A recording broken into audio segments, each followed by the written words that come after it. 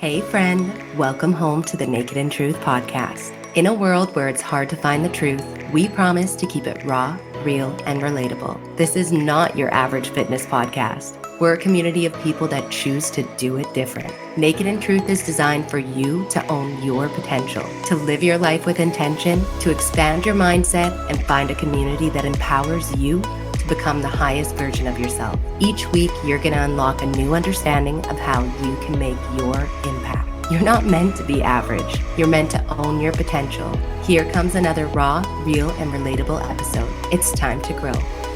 Welcome back to your favorite fitness podcast. It is your host and your coach, Sari D. If this is your first time tuning in, you picked the best episode to tune in on. I am so excited to go over today's topic with you guys. It is something that is near and dear to my heart.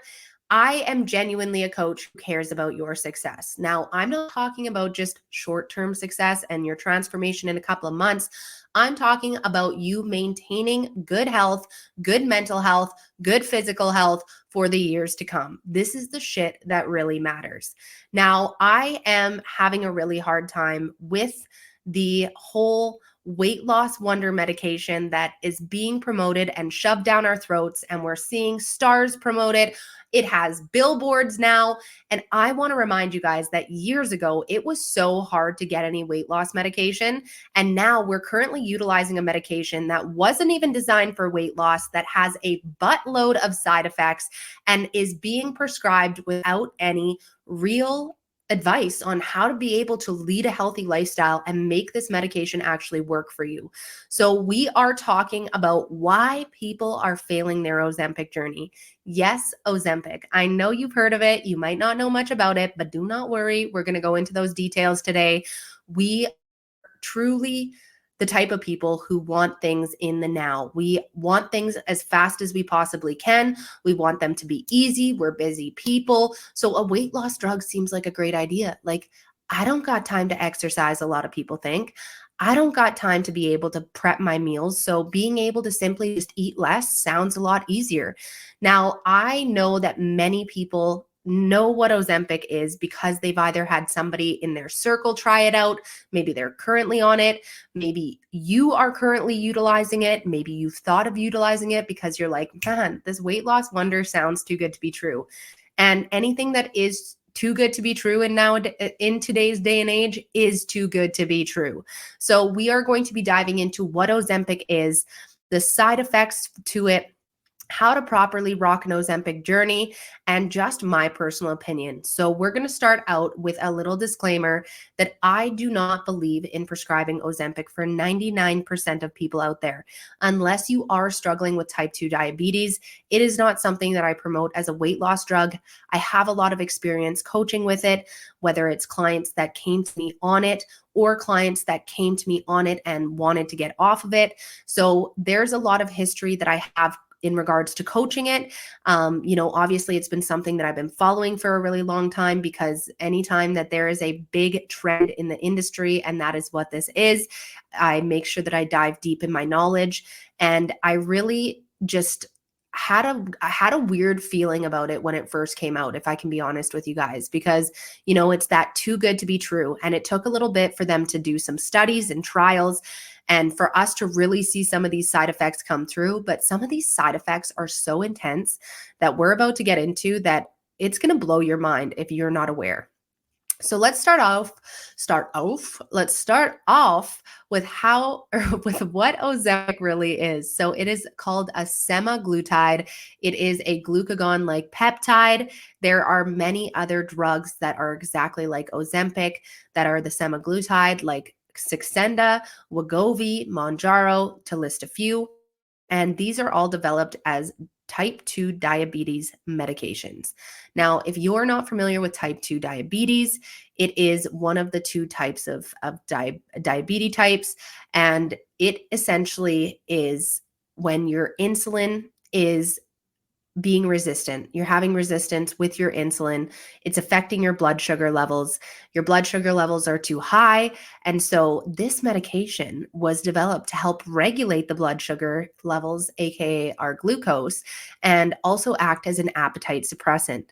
Now, when it comes to type 2 diabetes, we need to understand that it can be genetic. You can get it from a lot of different things, like potentially even gestational diabetes when you're pregnant. But a lot of it comes down to lifestyle choices. A lot of it is being seen in the obese society, people who have a lot of fat on their body. And the reason for that is because it comes down to their eating habits. Okay. A lot of the people who develop it based off of their eating habits, it's because of the fact that they aren't balancing their macronutrients. They are looking at hyper palatable foods, which taste really good, but don't leave them feeling full, which makes it easy for them to overconsume. They're consuming a lot of refined carbs that are really high in sugar. They are, choosing choices that don't allow their body to get the nutrients that they need, and they're eating them in excess.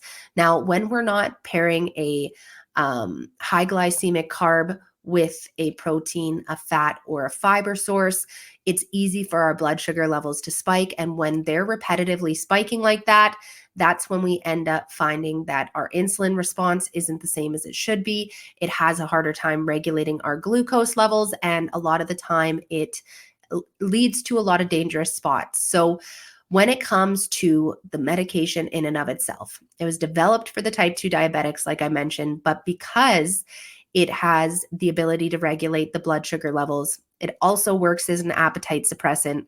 This makes it very favorable as a weight loss drug, but this is where a lot of the challenge comes in. Now, I want us to think about our human body and how it's been working for us for thousands of years, okay? We have always been able to listen to our body in what it wants to tell us and make our decisions based off of what our body's telling us to do, whether it's going to the bathroom, that we're hungry or we're full, what we're feeling emotionally, that we're sick potentially, right? There's lots of different things that our body signals to us. And when we're thinking about hunger in and of itself, there's two hunger hormones that our body has. One is called ghrelin, which is our hunger hormone that tells us that we're hungry. And then there's leptin, which is our hunger hormone that signals to our body when we're full. Now, when we're looking at an appetite suppressant, this is now voiding those natural signals that we would be getting of when we are hungry. So it's giving us a false sense of being full. This becomes a real risk when we're not tracking our food because of the fact that we end up cutting our food really quickly. This is where a lot of people are seeing that fast weight loss success. But fast weight loss is not what we want for a sustainable journey. Fast weight loss is not going to give us the results that we think that it is. Even though we are the kind of people that become obsessed with seeing big numbers come through, whether it's big numbers that we're getting in money, big numbers that we're seeing dropped off the scale, I want us to remember that when it comes to weight loss and we're dropping weight, it is something that when we're losing weight, we're not just losing fat. We are also losing water. We are also losing muscle. The faster we approach the weight loss, the more aggressive we approach the weight loss, the higher risk of losing muscle mass we have, which is why a sustainable weight loss is so important, because you're going to minimize the risk of losing a ton of muscle along the way. Now, it isn't weight loss that makes you healthy. It isn't being skinny that makes you healthy. Having the appropriate amount of lean muscle mass on your body is what gives proper health promotions, okay? It is something that's going to promote your longevity. It is something that is going to help you live a longer, healthier future, okay? So when we're thinking about just losing a bunch of weight really quickly, I know many of us have had that happen in the past, because I know people who are jumping on Ozempic have already tried things in the past and have felt like they failed. Maybe you got to a point where you felt like you lost a bunch of weight and you were skinny fat, and then all of a sudden you gained it all back. That skinny fat is because of the fact that you didn't have the adequate amount of muscle that you're seeing in all of these transformations all over Instagram, where you're like, I want to look like her, or I want to look like him. We don't just have this muscle underneath our fat just sitting there waiting to be revealed from a fast weight loss. This is something that takes time to build. And it's something that is really going to build confidence in you. It's going to make life that much easier because you're stronger and your body is going to function at a higher capacity than if you were just focused on being skinny and losing weight. Okay. So when we think about weight loss in and of itself, I'm going to try and explain this all in layman's terms, but we all have maintenance calories, and those maintenance calories refer to the number of calories that our body needs to maintain its current weight, to not gain any weight, to not lose any weight. Now, when we're looking at weight loss, we need to be in a deficit from those maintenance calories in order to start seeing the weight come off. What ends up happening with this appetite suppressant is that we drop our calories way too quickly. Now, there are tons of risks aside from just losing muscle mass along the way with dropping our calories too quickly.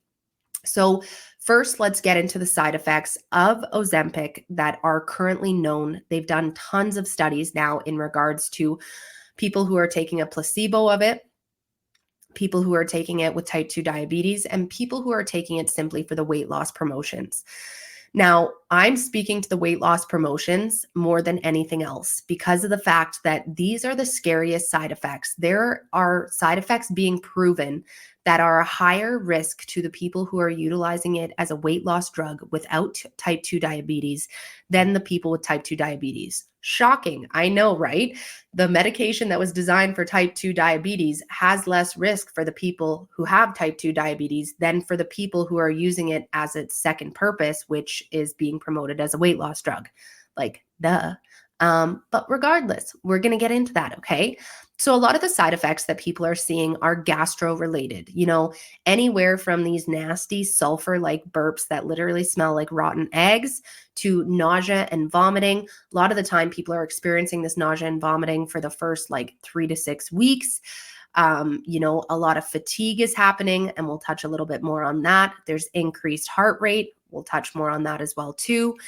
And there is things like dizziness happening where people are going into hypoglycemia from the low blood sugar episodes. So as I mentioned, this medication helps regulate the blood sugar levels. But if we are not intaking the right amount of blood sugar, aka glucose, we are not going to be able to regulate our blood sugar levels properly, and we are going to end up going into low blood sugar episodes from the medication, trying to drop these levels that are already at a point where they're either substantial, or where they're at a point where they're okay, or they're substantially low already. So we have to understand that when we in in too low of calories, there becomes a lot of risks when it comes to hormonal dysfunction because we're not getting the right nutrients. We are at a point where when we're not tracking what we're actually intaking, this can create a lot of risk in regards to our body not having the right energy that it needs to function, which is where I believe this fatigue is coming in, this dizziness is coming in, this increased heart rate is coming in because of the fact that our body is working in overdrive because it's not getting the right nutrients that it needs. Then we're looking at things like from the rapid weight loss, there is hair loss, and that in and of itself is telling me that there's hormonal dysfunction going on. There is the classic Ozempic bum, the pancake bum, or the droopy face, the Ozempic face that everybody's making memes about. This is happening from dropping the weight too quickly, and also, from my opinion, not having the right nutrients and being on too low of calories. Now, the other things that are happening are also very scary. Like, they're noticing that there's suicidal thoughts that are coming up in these patients who are using the Ozempic, which the FDA is actually acknowledging that suicidal ideation with GLP-1 receptor agonists, which is what this semaglutide is being noticed more prominently in only patients without the type 2 diabetes. So again, these are some really scary risks. Like, you are literally risking your life to lose this weight. Now, what's happening is that as soon as these people are off this drug, they end up gaining this weight back. And this is because of the lifestyle changes not being in play. But before we get to that part, I want to note when people start plateauing. So, with the fact of them not actually tracking the nutrients that they're intaking, and they're listening to this false signal, this false signal of being full, it is allowing for their body to get to a point where they're plateauing and not seeing any changes because of something called metabolic adaptation. Now, I know that we've all probably had a job where it had more activity level, where the first couple of months when we went to go and get started on the job, we might have noticed that we were starting to lose some weight. And then all of a sudden that weight loss stopped. And that's because our body adjusts to our energy input versus energy output. So energy output is broken into 4 different sections, okay? So these are the calories that we burn. When our body is at rest, it typically burns the largest amount of calories throughout the day, unless you're a heavy exerciser. Obviously, exercise accounts for calories burned, but then also the food that we're digesting, it also burns calories because energy cannot be destroyed. It's always transferred. So the energy that we're inputting, which is our food, is also being burned and digested, which is burning those calories. And then the fourth thing is our non-exercise activity thermogenesis, which is NEAT. Okay. So if you're watching this on YouTube, you know I like to talk with my hands, and that is burning calories. Okay. It's all of our movement outside of our scheduled exercise. So lifting up the laundry basket, tapping our foot, tapping a pencil. And when we look at body types like the ectomorph, they tend to have a lot more energy to burn off. So their body naturally tells them, like, tap your finger, you got energy to burn, right?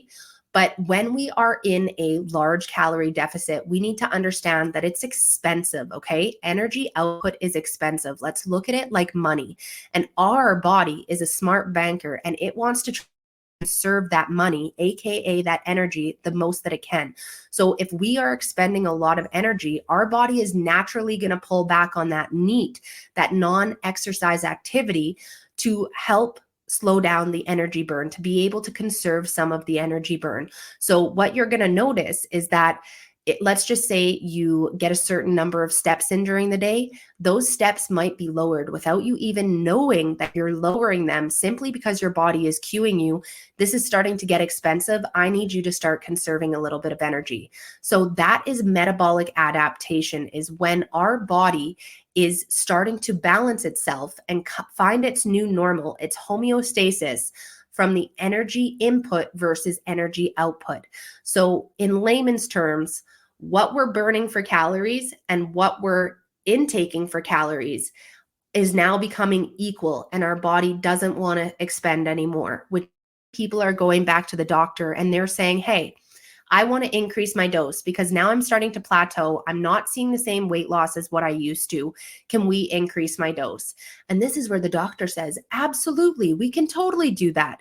And this is where it gets really scary, because the doctors are not asking about what your food intake is. They're not checking to see if you're functioning off of 600 calories per day. They're not checking to see if your fats are so small that your hormones can barely function. They're not checking to see if the reason why you're losing hair is because you are going through hormonal dysfunction. When we're looking at the long-term symptoms and the reciprocation of what can happen from taking this medication is not worth it. The long-term effects is not worth the short-term weight loss, okay? I really want to make sure that if you are thinking of going on Ozempic, that you make sure that you go and utilize a coach who knows how to help you with your nutrition, because your body is not going to give you the right signals. You are not going to know that things are going wrong until you're driven into the ground. And I do not want what happens to you to be long-term, to be something that you can't reverse, okay? Now, when we're looking at the fact that these doctors are not checking where your macros are and what your energy intake is, what your calories in are, it becomes really dangerous, because like I said, you might be riding on 600 calories until your body can't function anymore. Like if your heart rate's going up, it's because your body's working extra hard extra hard to do tasks that it normally is able to do. Okay. This is a really scary place to be. The other part is too, is that can bring on cardiovascular disease, which is something that we already see so prevalently. Now, when we look at type 2 diabetes coming on from lifestyle choices and not being taught how to properly eat, this again can create so many issues because maybe you're still intaking just some fries, a really low protein diet. Maybe you're choosing the wrong fats that your body is not having a good time getting any nutrient benefits from. And that really what you're intaking for the small amount of calories that you're having are really to no advantage to you. So these are things that I really want us to be aware of, because when you're working with a coach, they're going to be able to figure out your maintenance calories. They're going to be able to allow for you to create a meal plan, and not just like, I'm not just saying like a meal plan where you need to eat this, this, and this, but like a macro plan for you to know the number of calories that you should be intaking, looking at your micronutrients as well, the vitamins and minerals that you're intaking, so that you can take this as a long-term approach instead of short-term approach. So the fact is that you'll be working with a coach who's going to be able to tell you, hey, this is the right amount of food to eat.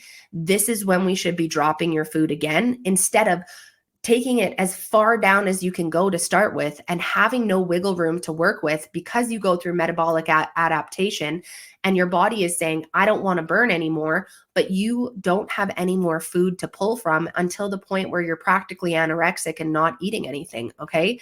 Then the other part is too, is I think a lot of these gastro side effects are not only just coming from the medication itself, but from the fact that no proper eating habits are being taught, right? Like I said, type 2 diabetics are making wrong lifestyle choices in what they're choosing to eat. A lot of them are causing GERD or gut dysbiosis and really creating effects that are going to continue and progressively get worse with this medication.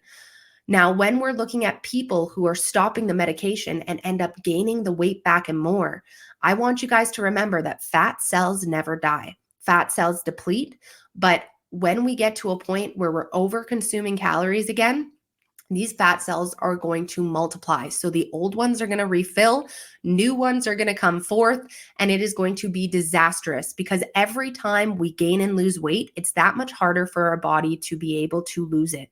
It's something called a diet age as to how many times you've gained and lost weight. And maybe you've been on a weight loss journey many times before, and you find each time that you approach it, it's that much more challenging for you. But I want you to recognize that there is a way to make health simple, okay? There is a way to approach health and weight loss in the right ways.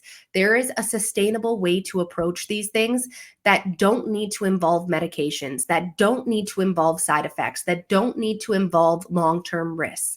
And I want to be able to help you out with that.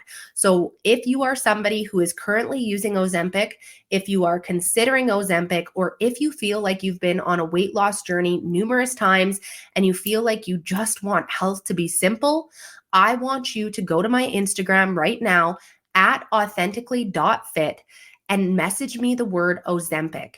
Again, I want you to go to my Instagram at authentically.fit and message me the word Ozempic so that I can help change your life and make health simple. This is not a journey that you need to struggle with any longer. You have found the right person to be able to guide you and help you feel understood in a world where there is so much diet culture that it's impossible to not beat up on ourselves and choose the wrong route because of the overwhelm of information that's out there. So for the last time, I want you to go to my Instagram right now at authentically.fit and message me the word Ozempic, because you deserve to have freedom and to make health simple, okay? This is a lifelong journey. This is not just about a short-term transformation. If you genuinely care about having good quality of life, you're going to want to look after your health forever. This doesn't mean that you need to be dieting forever, but being able to flip your mindset out of diet culture is what's going to allow for you to see success long-term. And I know that I can help change your life. So I hope that you guys found a shit ton of value in today's episode. If you have any questions, you can message me at the Naked and Truth podcast on Instagram, or you can message me at my main account there at authentically.fit. I'm happy to help you with any questions that you have. I'd love to hear your feedback. If you have any stories from your own Ozempic journey or what has maybe held you back, please make sure to message me. I would love to hear from you guys. So I just want to thank you so much for tuning in, and just always remember that love always wins. And that's another honest episode drop. Thank you for tuning into Naked in Truth, where we come together each week to own our potential and level up our lives with intention. Don't forget to head over to our Instagram page at Naked in Truth Podcast to stay up to date on future episodes, guest speakers, and more inspiration that will allow for you to continue to make your impact. And you know, reviews are so important for building a community of like-minded people. So if you enjoy this podcast, please take 2 seconds out of your day to leave a 5-star rating on Apple Podcasts or Spotify so more people like you can learn how to own their potential too. If you love this episode, make sure to take a screenshot and tag at Naked in Truth Podcast on Instagram and share it with someone who you know needs it. Thank you so much again for tuning into Naked in Truth. And remember, love always wins.